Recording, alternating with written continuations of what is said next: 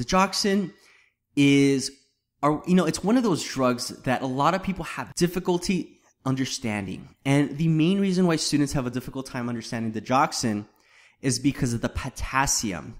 It's very complicated, or people trip themselves up and wonder, does hypokalemia occur? Does hyperkalemia occur? Which predisposes to digoxin toxicity? So we're going to get into that right now, and we're going to put up a couple of graphs to show you exactly how digoxin works.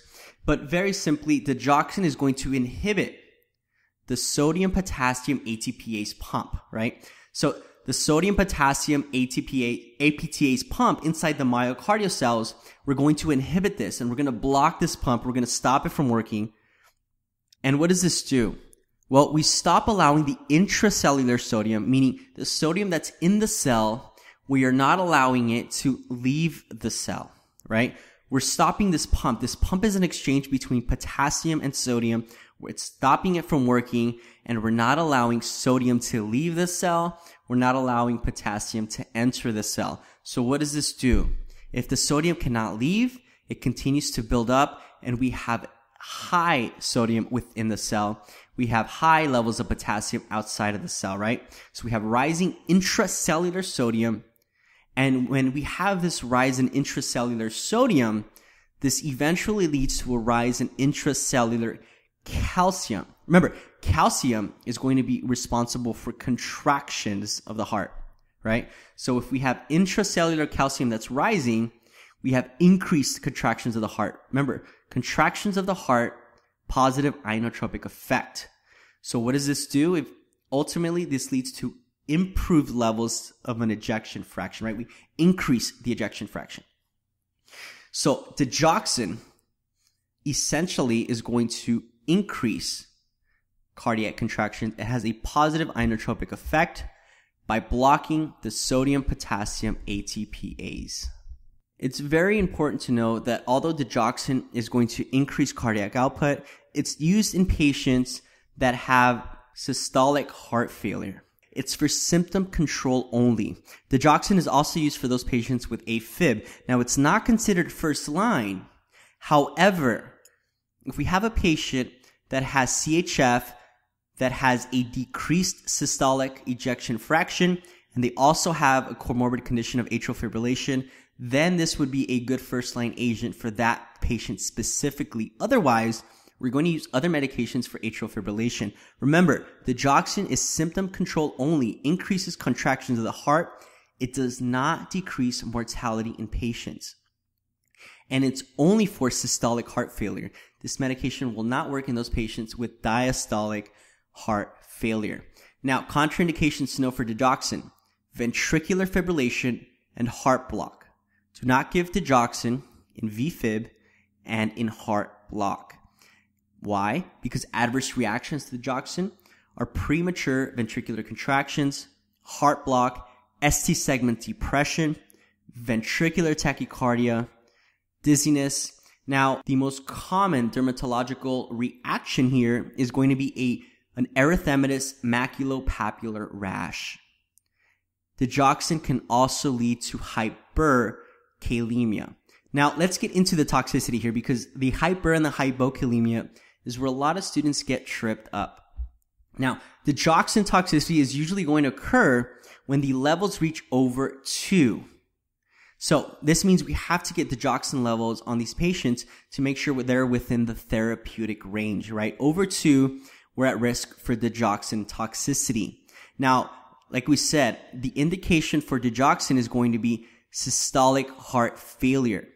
Other medications that are commonly used in systolic heart failure are going to be the use of diuretics. Diuretics can lead to hypokalemia, which predisposes to toxicity. So, very important. When we have low potassium, we have an increased risk, we have an elevated risk of developing digoxin toxicity.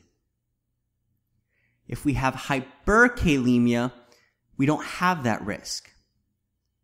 When we have digoxin toxicity because of hypokalemia, eventually this leads to hyperkalemia. Why? Because potassium and digoxin are fighting for the same receptor. they both want to attach to the very same receptor, right? So there's one receptor and we have a battle, potassium and digoxin.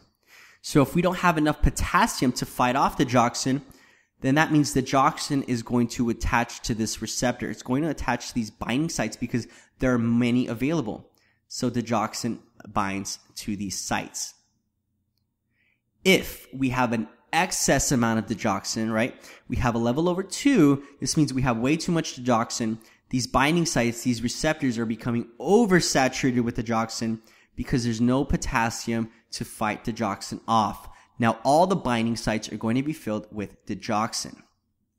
Now, let's flip that. On the other hand, if we have hyperkalemia, then all of these binding sites are going to be filled with potassium. There's nowhere for the digoxin to bind, which means it cannot lead to toxicity. So remember, hypokalemia predisposes to toxicity, but excess levels of digoxin or digoxin toxicity will then lead to hyperkalemia. Remember, we're inhibiting the sodium-potassium ATPase pump. This means that sodium cannot leave and potassium can enter. We ultimately have hyperkalemia. So I hope that's clear. I hope this makes a little bit more sense. The main takeaway, if we don't want to remember all that, hypokalemia, low potassium leads to digoxin toxicity, and then digoxin toxicity leads to hyperkalemia. Now, remember, as the sodium rises in the cell, calcium also rises, and this makes the myocardial cells a lot more reactive. This is why we have PVCs, premature ventricular contractions, right? We have increased levels of premature beats, increased contractions, and arrhythmias. Patients also present with nausea, vomiting, abdominal pain, and confusion when we're talking about digoxin toxicity. This is why it's important, because digoxin toxicity can lead to fatal arrhythmias. Now, draw a serum digoxin level. If we suspect toxicity, we're going to draw a serum dig level, a potassium level, and we're going to do a renal function test because poor renal function also increases digoxin toxicity risk. We're also going to do an EKG. Remember, PVCs are the most common arrhythmia, but we have to look out for other types of arrhythmia.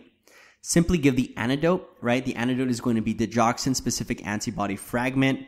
And we don't necessarily need to treat the hyperkalemia because as soon as we get these digoxin levels down, the hyperkalemia will self-correct. Now, again, this is used in systolic heart failure. It's for symptom control only, and it can be used as a second or third line medication in atrial fibrillation. However, if the patient has both systolic heart failure and atrial fibrillation, then digoxin can be considered as well. You never want to start digoxin during an acute CHF exacerbation.